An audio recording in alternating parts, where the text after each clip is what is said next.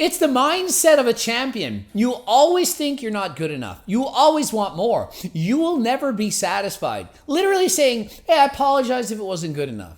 It's redonkulous. This kid looks so good. It's hard to believe.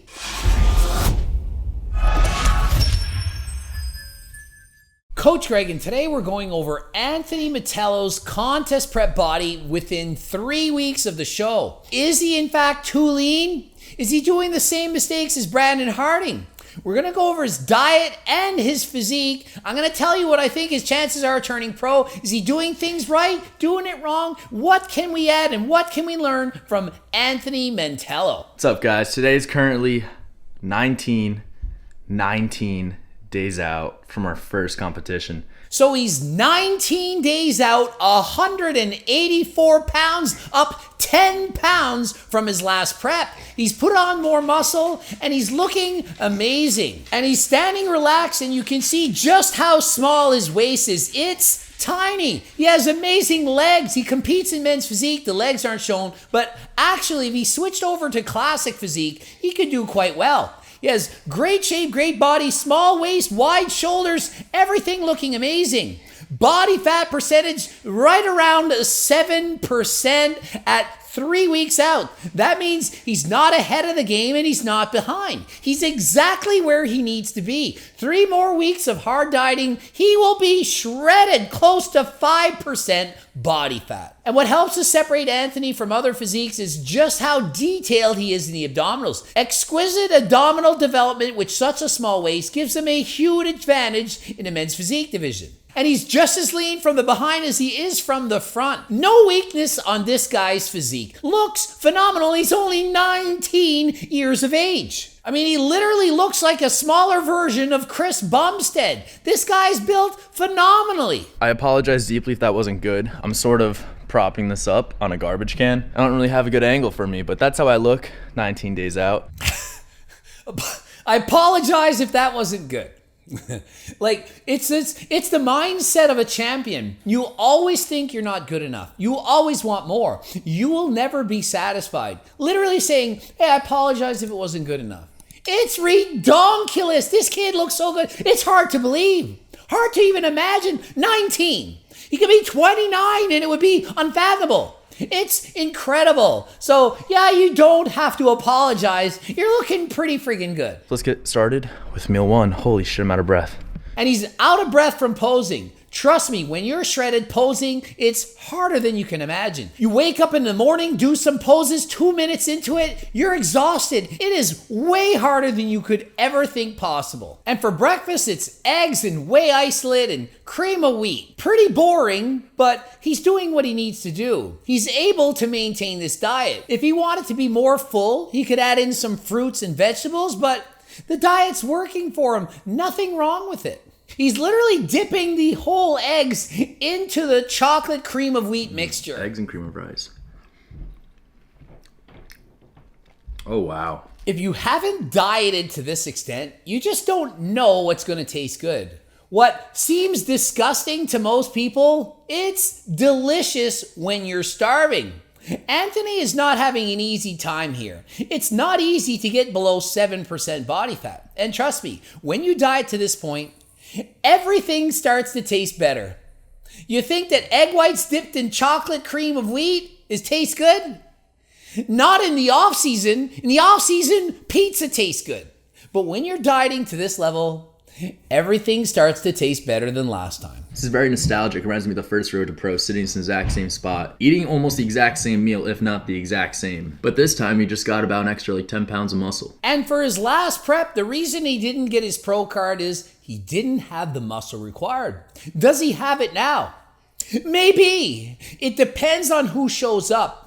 I will say it would be more beneficial if he had an extra 10 pounds on top of the 10 pounds he's gained, but he's only 19. You can't gain all that muscle overnight. It takes time. Unfortunately, the judging standards keep going up. They require more muscle. A perfectly amazing body like Jeff Seed that would have won a show 5 years ago is not winning the shows anymore. They're demanding that men's physique competitors now look like bodybuilders. Don't believe me? Look at Chala. Did you see his physique? He's bigger than Coach Greg. Bigger chest, shoulders, arms, everything's bigger. That is the look they're going for. Bigger than ever before. Unrealistic. I'm not a fan of that. I think it's gone too far. But that's the standards that they're getting people to live up to. So if Anthony doesn't win his pro card, my belief is it's because he's not big enough and they want him to be bigger than he should be. To me, this is enough muscle for men's physique, but come show day, some guy might show up with way more muscle and end up winning the show. And meal 2, another delicious meal of a lot of cream of rice, some isolate protein, a banana, and some nut butter for his important fats. You might be thinking, why does he keep eating cream of rice? Well, he doesn't have to, he chooses to. That's just something he likes. Obviously, he could be eating rice instead. He could be eating French toast. He could be eating bread. It doesn't matter. It doesn't matter! What matters is that he's in a calorie deficit. He's eating 2,700 calories a day. In comparison, Brandon Harding, who's much bigger than Anthony, is eating 1,800 to 2,400.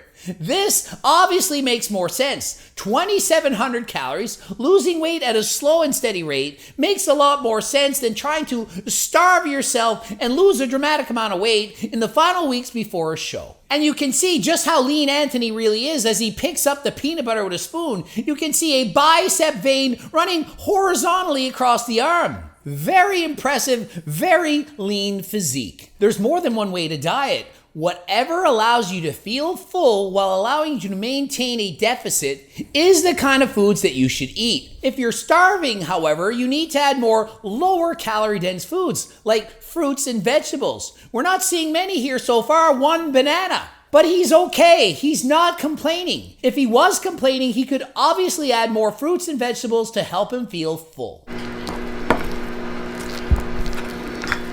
And it sure as heck does remind me of the WAP song. Are you listening to him stir this cream of wheat? Sounds like he's stirring the macaroni in the pot just like in the WAP song. You're telling me that doesn't look great? Yes, that's exactly what we're saying. It doesn't look great in the slightest. It looks like garbage. But because you're on such a low-calorie diet, it tastes good to you. And post-workout meal, he's having rice and chicken breast with a little bit of mustard for the taste. No vegetables again, no fruit, but I guess he doesn't need it. He must already feel full. And next up, he's eating extra lean ground beef, 100 calories worth of rice, which is about a half a cup, and 100 grams of broccoli. So a little bit of vegetables to help him feel full.